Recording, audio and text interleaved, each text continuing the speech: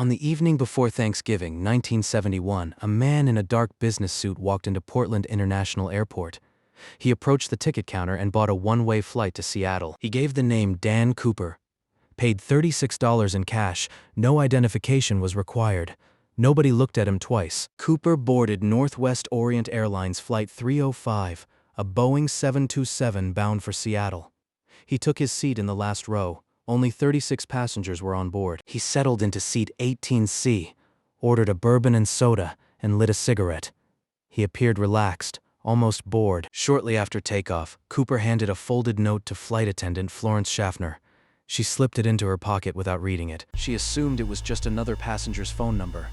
But Cooper leaned toward her and whispered, "Miss, you'd better look at that note. I have a bomb." He motioned her to sit beside him. Then he cracked open his briefcase just enough for her to see inside. 8 red cylinders wired together, connected to a large battery. Whether the device was real or a decoy, it looked terrifying enough. His demands were simple and precise. $200,000 in unmarked $20 bills, 4 parachutes, and a fuel truck waiting in Seattle. The pilot radioed Seattle Air Traffic Control. Within minutes, the FBI was alerted. A hijacking was in progress. While the FBI prepared the ransom, the pilots circled over Puget Sound for nearly 2 hours. The passengers were told it was a minor mechanical delay. Agents scrambled to Seattle First National Bank. 10,000 $20 bills were counted and bundled. Every serial number was photographed on microfilm. The serial numbers were deliberately drawn from a narrow range, making them easier to trace if they ever surfaced. It was a trap hidden inside the ransom. At 5:39 p.m., Flight 305 touched down at Seattle-Tacoma Airport. Cooper ordered the plane to taxi to a remote corner of the tarmac, away from the terminal. He demanded the runway lights be dimmed. The ransom and parachutes were delivered by a single airline employee through the rear stairway. In exchange, Cooper released all 36 passengers and 2 of the 3 flight attendants. They walked off the plane into the rainy night, shaken but unharmed. Only the 2 pilots, 1 flight engineer, and flight attendant Tina Mucklow remained on board with Cooper. The plane was refueled as demanded. Cooper gave his final instructions to the cockpit. Fly toward Mexico City. Keep the altitude below 10,000 feet. Flaps at 15 degrees, speed under 200 knots. These were not random demands. The low altitude and slow speed were the exact conditions needed for a parachute jump from a commercial jet. The Boeing 727 was the only commercial aircraft with a rear ventral air stair that could be lowered mid-flight. Cooper knew this. His plan was not improvised. At approximately 8:13 p.m., the cockpit crew felt a sudden shift. The tail dipped. A warning light confirmed it. The rear air stair had been deployed. Cooper had lowered the stairs. The cabin pressure plummeted. Freezing air roared through the fuselage. He was standing at the edge of a 3-mile drop into total darkness. He strapped the canvas bag containing 21 pounds of $20 bills to his chest. He tightened the harness of a military surplus parachute. Wearing nothing but a thin business suit, leather loafers, and a clip-on tie, D.B. Cooper stepped off the rear stairs into the freezing November night. The temperature outside was 7 degrees below zero. Winds exceeded 80 miles per hour. The ground below was covered in dense, uncharted wilderness. 2.5 hours later, Flight 305 landed at Reno Tahoe Airport in Nevada. FBI agents stormed the aircraft before the engines stopped spinning. They searched every inch of the cabin. The rear stairs were still down. The cabin was completely empty. Cooper was gone. The money was gone. The briefcase was gone. All that remained were 2 unused parachutes, cigarette butts, and a narrow black clip-on tie on seat 18. By the next morning, Thanksgiving Day, the largest manhunt in American history was underway. The FBI code-named it Norjack, Northwest Hijacking. Composite sketches based on witness descriptions were distributed to every law enforcement agency in the country.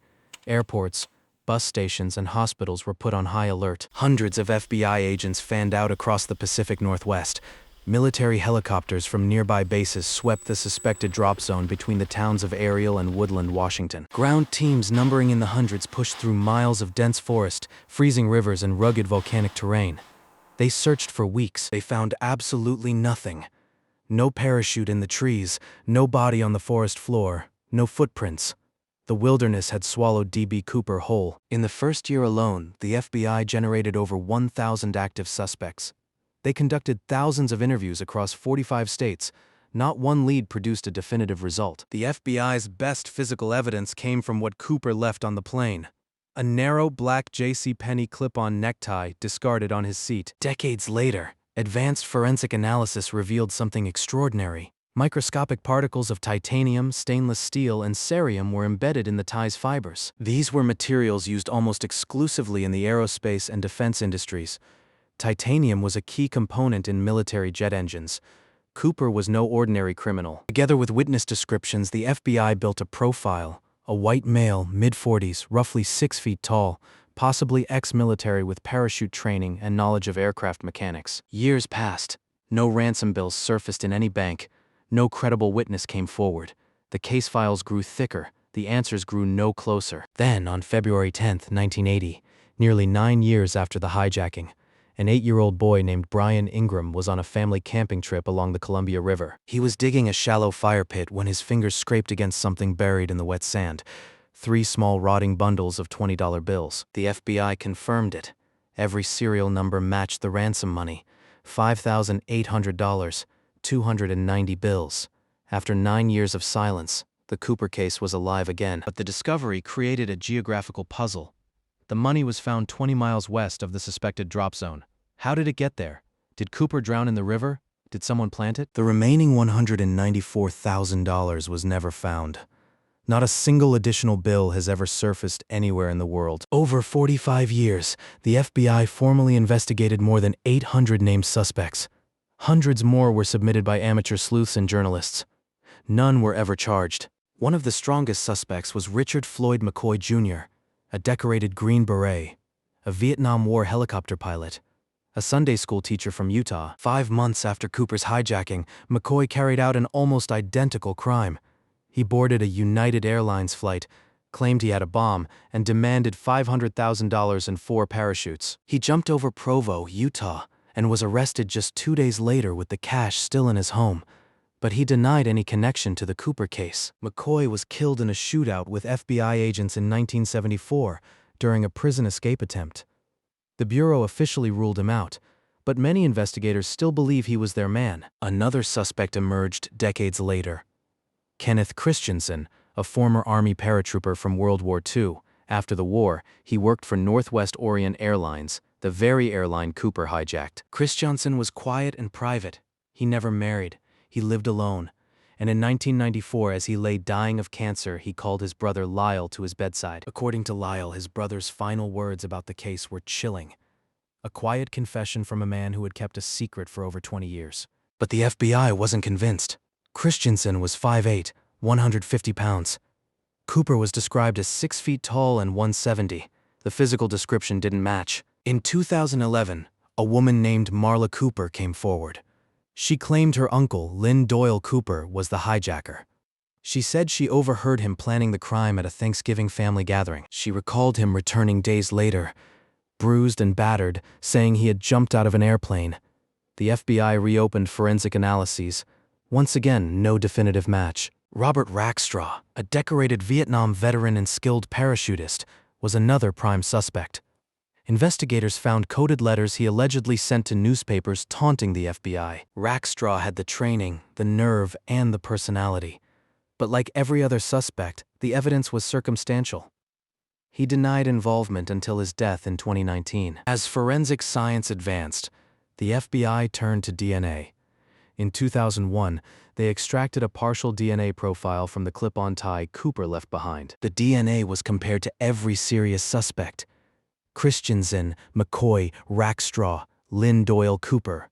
The result was the same every time, no confirmed match. Some scientists questioned whether the DNA even belonged to Cooper. The tie had been handled by dozens of investigators over 3 decades.